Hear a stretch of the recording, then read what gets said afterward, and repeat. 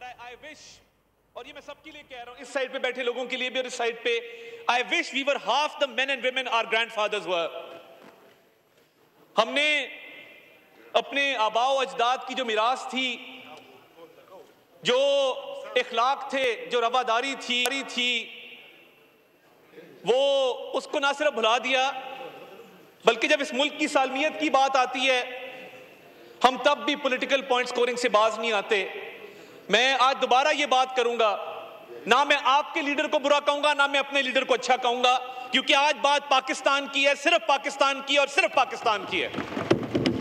अगर मैं ये करूं इस मौके पर, जब दुश्मन ताक में बैठा है कि उसने हमला कब करना है, इधर से मुर्दाबाद के नारे लगे, इधर से जिंदाबाद के नारे लगे, मेरी पाकिस्तानियत गवारा नहीं करती कि मैं इस तरह की आवाजें उठाऊं और इस हाउस से वो क्लिप जाएं जो इंडियन चैनल्स के ऊपर लगे और इंडियन मीडिया ये कहे कि ये लोग डिवाइडेड हैं। हम कतई ये बात नहीं करते, ना हम इस बात के कायल हैं। मुझे जो पूछेगा मैं उसे कहूंगा कि इमरान खान भी उतना अच्छा है जितनी हमारी लीडरशिप अच्छी है, क्योंकि आज बात पाकिस्तान की है। आपस में लड़ने के लिए बहुत टाइम है, महीने बाद लड़ देंगे, 2 महीने बाद लड़ देंगे, तो मेरा गिरेबान पकड़ लेना, मैं तुम्हारा गिरेबान पकड़ लूंगा।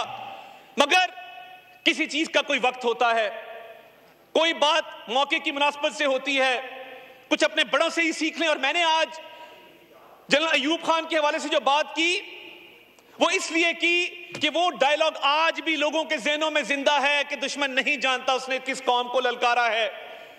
हम तो उस वक्त नहीं थे, मगर हमने अपने बड़ों से सुना कि ये वो जज्बा था, ये वो कौमी यकजहती थी जो ये कौम रखती थी।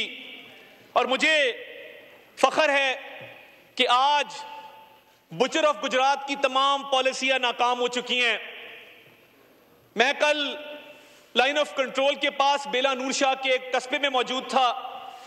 हम फॉरेन मीडिया को, लोकल मीडिया को वहां पर लेकर गए, जहां पर भारत कहता था कि दहशतगर्दों के तरबियती कैंप मौजूद हैं, दहशतगर्दों को तरबियत दी जा रही है, और पीर चनासी से और बेला नूर शाह के कस्बे से दहशतगर्द सरहद पार गए हैं।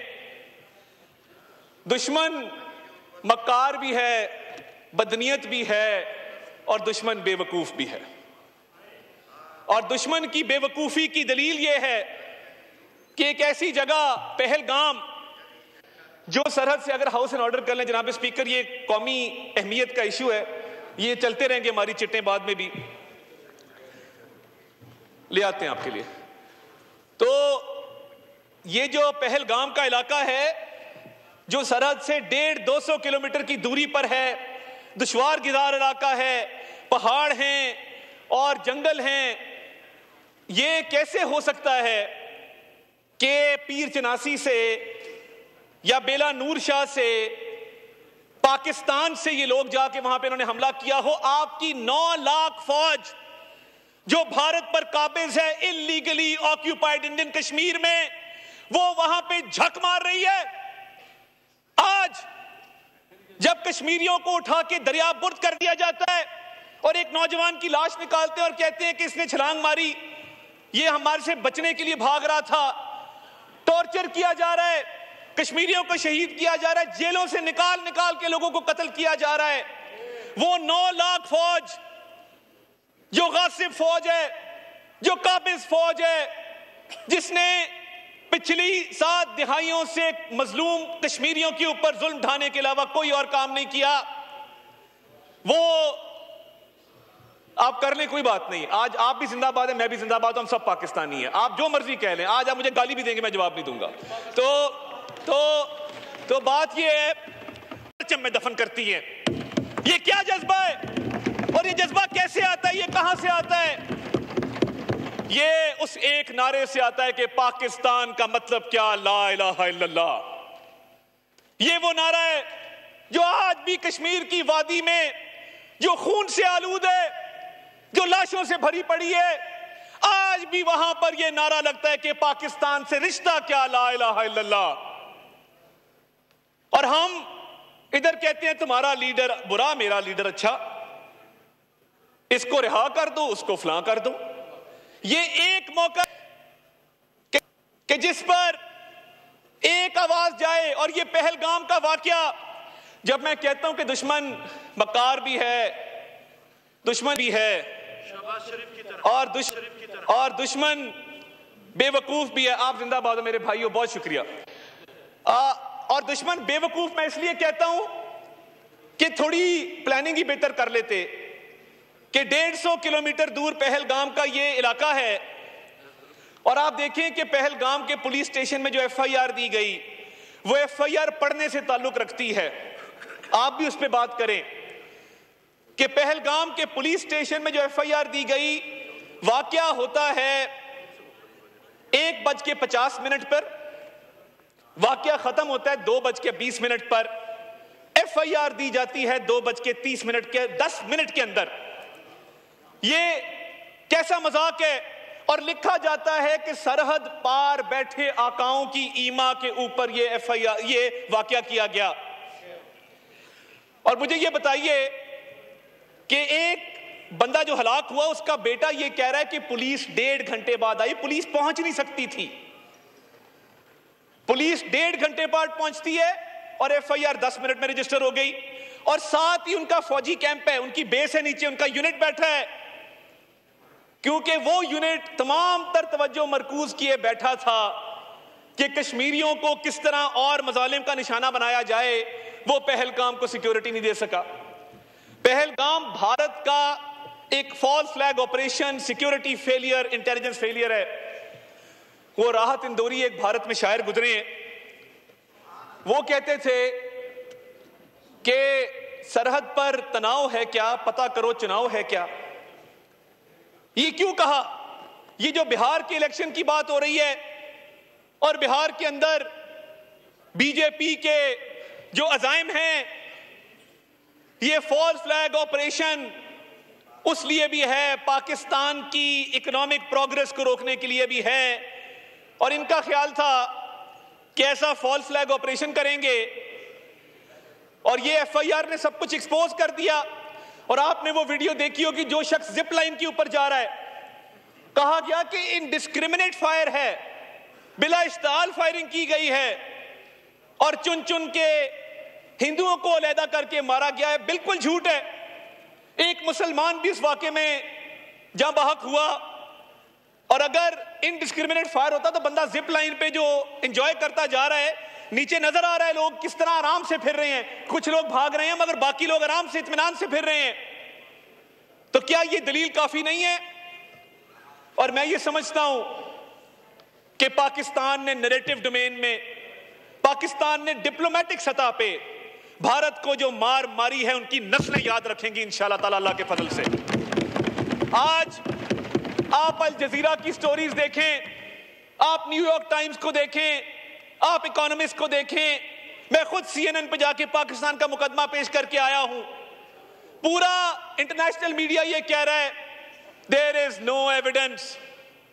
भारत के पास पाकिस्तान को इस वाकये से लिंक करने का कोई सबूत नहीं है, और लैक ऑफ एविडेंस है, जिसकी वजह से पाकिस्तान ने जहां ये कहा कि हमारा पानी अगर रोका गया या उसका रुख तब्दील किया गया तो फैसला कुन इसका रिस्पॉन्स आएगा, पूरी कुव्वत से आएगा, मगर साथ हमने ये भी कहा हमारा दामन साफ है, आप इस वाकये की एक फेयर और ट्रांसपेरेंट इन्वेस्टिगेशन करवाना चाहते हैं, अपना शौक पूरा कर लीजिए। ये होगी, दूध का दूध और पानी का पानी होगा। जो सफारती कोशिशें हुई हैं पिछले 48 घंटों के अंदर, वजीर आजम ने अपनी कोशिशें तेज की सफारती महाज पर। वो चीन के सफीर को मिले, वो बरतानिया के सफीर को मिले, वो तुर्किया के सफीर को मिले, वो सऊदी अरब के सफीर को मिले, वो यूएई के सफीर को मिले, वो कुवैत के सफीर को मिले। उन्होंने अमीर कतर से बात की, उन्होंने ईरान के सदर से बात की, उन्होंने ईरान के वजीर खारजा से मुलाकात की, उन्होंने फोन के ऊपर यूएन सेक्रेटरी जनरल से बात की। पाकिस्तान ने यह मुकदमा यूनाइटेड नेशन सिक्योरिटी काउंसिल में उठाया और कश्मीर की आवाज बन के उठाया कि हम बतौर पाकिस्तानी कौम कश्मीरियों की इखलाकी, सफारती, सियासी हिमायत मरते दम तक जारी रखेंगे इंशाअल्लाह ताला। कश्मीर पाकिस्तान की शहरग है, और अगर इस मक्कार, इस बदनीयत और इस बेवकूफ दुश्मन का यह ख्याल है कि वो इस बहाने कश्मीर कॉज से दुनिया की तवज्जो पाकिस्तान के ऊपर ले आएगा तो मैं तुम्हें बताना चाहता हूं, भारत वालों, हम दहशतगर्दी के खिलाफ फ्रंटलाइन स्टेट हैं। हम दुनिया और दहशतगर्दों के दरमियान एक दीवार है, और एक पाकिस्तानी शहीद होता है अपनी मादरे वतन की खातिर तो वो दुनिया में अमन कायम करने के लिए शहीद होता है। दहशतगर्दी का विक्टिम भी हम, दहशतगर्दी के खिलाफ जंग भी हम लड़े, और उसके बाद दहशतगर्दी का इल्जाम भी तुम हम पर लगे। तुम्हें शर्म आनी चाहिए, शर्म से डूब मरो ऐसा इल्जाम लगाते हैं पाकिस्तान के ऊपर। ये वो स्टेट है जो सिखों का कत्ल करवाती है। आज मैं पूरी दुनिया में बसने वाली सिख बरादरी को भी खिराजे तहसीन पेश करता हूं, उन गयूर सिखों को जिन्होंने कहा कि हम अपने सीनों पे गोलियां खाएंगे, पाक फौज के खिलाफ नहीं लड़ेंगे। पूरी दुनिया से ये आवाजें उठी हैं, पूरी दुनिया से आवाजें उठी हैं कि हरदीप सिंह नजर का कत्ल किसने करवाया कनाडा में, ऑस्ट्रेलिया में कत्ल कौन करवाता है, सिखों का अमेरिका के अंदर कत्ल कौन करवाता है। ये भारतीय रियासत है जो दहशतगर्द है, पाकिस्तान नहीं है। ये भारतीय रियासत है जिसने ट्रांसनेशनल रिग्रेशन किया है। ये भारतीय रियासत है जिसका नेवल कमांडर कुलभूषण यादव हमारी कस्टडी में आज बंद है, जो इनकी क्रॉस बॉर्डर टेररिज्म का जीता जागता सबूत है। I would like to tell the international community, we have credible, verifiable, undeniable evidence against Indian state-sponsored terrorism in Pakistan. और जब जाफर एक्सप्रेस का वाकया हुआ तो इंडियन चैनल्स के ऊपर जिन दहशतगर्दों को एयर टाइम दिया गया, मैं उन दहशतगर्दों को भी आज फ्लोर ऑफ द हाउस ललकारूंगा। इतनी हिम्मत थी तो मास्क उतार के इंटरव्यू देते, बगैर तो मास्क उतारते अपना चेहरा दिखाते अगर इंडियन चैनल्स पे जाना था। और बीएलए की तरफ से जो जाफर एक्सप्रेस की जब पटड़ी उड़ाई गई, वो पहली फुटेज इंडियन चैनल्स पे कैसे गई, क्योंकि इन दहशतगर्दों के ताने बाने भारत की स्टेट स्पॉन्सर्ड टेररिज्म से मिलते हैं। और इनकी जुर्रत, इनकी हिम्मत कि ये पाकिस्तान पे इल्जाम लगाएं दहशतगर्दी का। हमने 90,000 जानों का नजराना पेश किया है। कोई और मुल्क बता दो जिसने इतनी कुर्बानियां दहशतगर्दों के खिलाफ, दहशतगर्दी की जंग के खिलाफ दी हो। आज भी जब मैं एलओसी पर था तो वहां मुझे बच्चे मिले, उन्होंने कहा हमें भी मौका दें, ये आए तो सही, हमारे सीने हाजिर हैं। जिस कौम के बच्चों का ये जोश होगा, जिस कौम की बहनों का, माँ बेटियों का ये जोश होगा, उस कौम को तुम कैसे हराओगे, उस कौम के खिलाफ कैसे जारियत करोगे। ये कौम, ये बड़ी अजीम कौम है। आप तारीख उठा के देख लें, ये कौम जब इकट्ठी हो जाए, ये कौम जब खड़ी हो जाए, दुश्मन कितना भी ताकत रखता हो, दुश्मन को हमेशा अल्लाह ताला के फजल से हमने धूल चटाई है और उसको मुंह की खानी पड़ी है। जो इंडिया का स्टेट स्पॉन्सर्ड टेररिज्म है और ये कई दहाइयों से जारी है, रॉ के हैंडलर जो पाकिस्तान में हमले करवाते हैं, जो मासूम लोगों की जानें लेते हैं, भारत सबसे बड़ा प्रमोटर है दहशतगर्दी का। और पाकिस्तान की कुर्बानियां दहशतगर्दों के खिलाफ आज भी जारी हैं। हमारी अफवाज पाकिस्तान ने, हमारी पुलिस ने, हमारी सिक्योरिटी एजेंसीज ने, और मुझे इस हाउस में खड़े होकर यह कहते हुए फख्र है कि इधर बैठे वालों ने, उधर बैठे वालों ने जानों के नजराने पेश किए हैं दहशतगर्दों के खिलाफ, मगर हार नहीं मानी। आज भी खड़े हैं, आज भी मुकाबला करेंगे। हमने शहादतें दी हैं, पाकिस्तान के सियासतदानों ने खून दिया है, पाकिस्तान के सियासतदानों ने सीने पर गोलियां खाई हैं। ये कौम ऐसी कौम है जिसके हर तबके में हम सरशार हैं जज्बा शहादत से, जज्बा कुर्बानी से। कोई तबका ऐसा नहीं है जिसने दहशतगर्दों के खिलाफ कुर्बानी ना दी हो। और ये फ्लोर ऑफ द हाउस, दोनों साइडों पे बैठे सियासतदान जिनकी कुर्बानियां सुनहरी हरूफ में लिखने के काबिल हैं, मैं आज उनको भी खिराजे तहसीन पेश करता हूं। और कहां पे ये डरपोक कौम भारत की जो मोदी सरकार के खिलाफ आवाजें उठा रही है, वो मोदी सरकार से सवाल कर रही है कि सिक्योरिटी क्यों ना दी गई।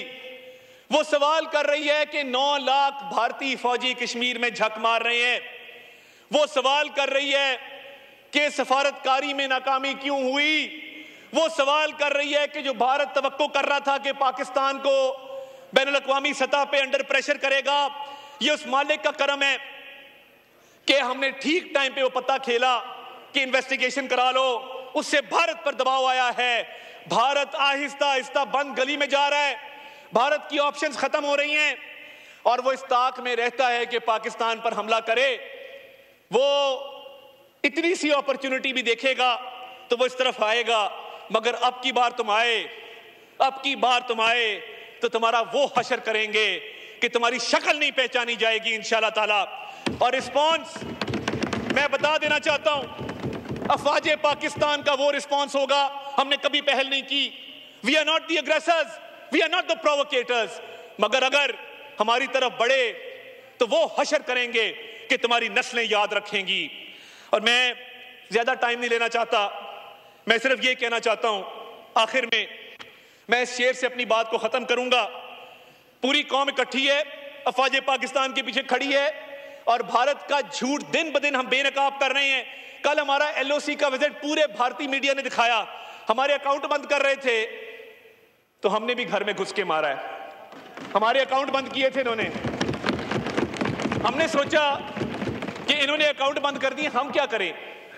हमने एक तराना तैयार किया था, वो हमने जियो टैगिंग के जरिए वहां पे एड्स का एयर टाइम खरीद के हर इंडियन यूट्यूब चैनल के ऊपर अफवाजे पाकिस्तान का तराना चलाया।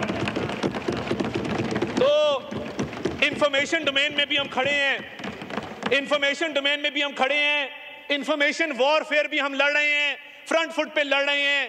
और ये अगर इंफॉर्मेशन वॉर में भी और आगे आए तो ऐसी मार मारेंगे कि अभिनंदन को भी भूल जाओगे। उसको तो चपेड़े पड़ी थी, तुम्हारा हुलिया बिगाड़ देंगे। तो ये जो इंडिया में इंफॉर्मेशन वॉरफेयर में वो हार तस्लीम करते जा रहे हैं, बंद गली में वो क्यों जा रहे हैं? क्योंकि उनका ख्याल था पाकिस्तान पे इल्जाम लगाएंगे, सफारती कोशिशें तेज करेंगे और पाकिस्तान पे दबाव आएगा। पाकिस्तान ने जब अपनी नेक नीति पर मबनी ये ऑफर की कि इन्वेस्टिगेशन करा लो तो टांगे कांपना शुरू हो गई। अब समझ नहीं आ रही कि इसका हल क्या निकालें। तो ये बंद गली में भारत जा रहा है और अगर इस बंद गली में जाते जाते कुछ जारियत का फैसला किया तो जवाब तो ऐसा आएगा। और अब की बार जवाब ऐसा होगा कि माएं अपने बच्चों को डराएंगी कि बेटा पाकिस्तान से पंगा ना लेना, रात को कहेंगी सो जाओ पाकिस्तान आ जाएगा। मैं एंड पे सिर्फ ये अशार पढ़ के आपसे इजाजत चाहूंगा। फिर शोर सलासिल में सरूर अजली है, फिर पेश नजर सुन्नते सज्जादे वली है। एक बर की बला कौंद गई सारे चमन पर, तुम खुशकिर सिर्फ मेरी शाखे नशेमन ही जली है। जो दो हक को सदाकत की शहादत सरे मक्तल, उठो कि यही वक्त का फरमाने जली है। और कब अश्क बहाने से कटी है शबे हजरा, कब कोई बला सिर्फ दुआओं से टली है।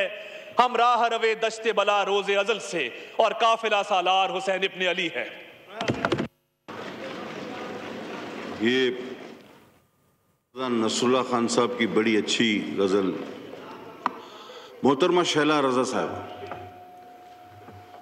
She is not present. Subscribe करें और बेल दबाएं ताकि कोई खबर रह न जाए।